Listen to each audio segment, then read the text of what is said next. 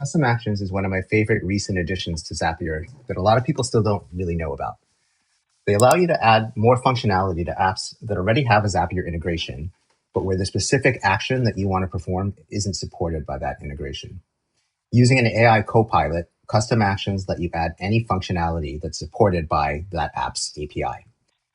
So to demonstrate, I'm going to show you how easy it is to build a custom action for Notion, one of my favorite apps, for a really simple and common use case.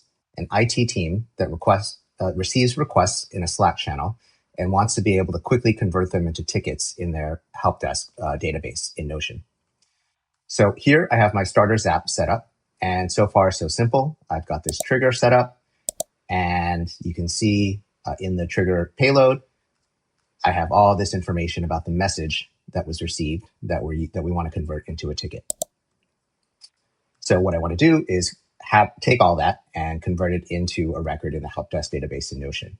And importantly, what I want to do is I want to be able to tag the person who sent the message as the requester on the ticket in Notion. But here's where I run into the problem. So from the Slack trigger, I have a bunch of information about the Slack message, including the email address of the person who sent the message. But when I go to create a ticket in Notion, what I need for this requester property, and this is just a person property in the Notion database, is I actually need the user ID, which is this long string, in order to tag the appropriate person.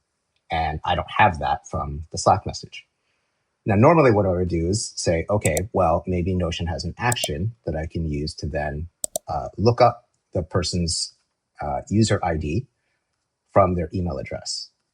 But if you scroll through this long list of things that you can do in Notion, you'll see it's not there. The closest I can get is retrieve user ID, details, but I have to have their ID already. So there's no way to do it the other way around, where all I have is the user's email address and I need to get their ID.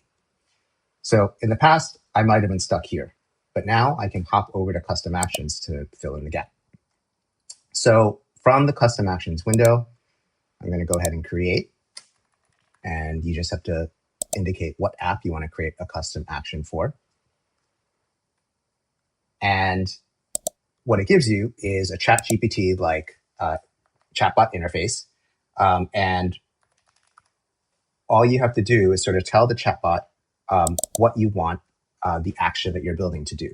So I'm going to say, retrieve a list of user IDs of all users in Notion, and then filter the list for the user with the email address that I provide to this action. Now the Copilot's going to work on it. It's going to build out the action. Often it will have a couple of follow-up questions. I'm just going to say, yes, the email address will be provided as an input each time. Just return the user ID from the matching email. If no user is found, return an error. Often when you're doing this, you will have to go back and forth with the AI copilot a few times to just get it to do, sort of exactly what you want. And let's see, it's almost done.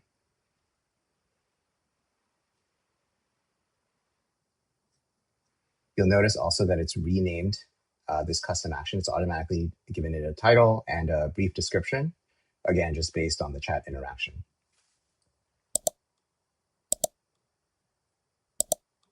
Okay, done generating. Okay, now we can test. I'm going to select the authentication. Just pop in my email address and run the test. Let's see this log here. And yes, it worked. That returned my user ID for Notion. If you're curious, you can click over to the Advanced tab and you can actually see the code that it generated. And primarily, it's going to be an API call. So Notion's API has an endpoint that lets you just retrieve a list of all users. It doesn't have an endpoint to directly retrieve a user based on their email address. So what this action is actually doing is combining the API call to retrieve all the users, and then just using some simple logic in this code here to filter down that list and return just the user ID of the user that we are interested in. So now that this is built, I can go ahead and use it in my Zap. So from the action events, I'm going to click onto custom actions. And you can see I have quite a few of these. Retrieve user by email address. And now I can pass in the email address from the select step. Where is it? Here we go.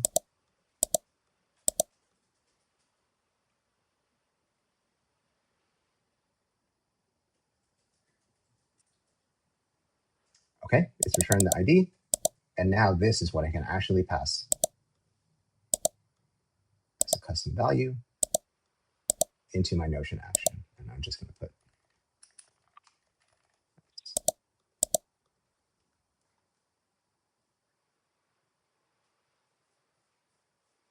that's it. It's created an entry in my database page, and you can see that it has tagged me as the requester.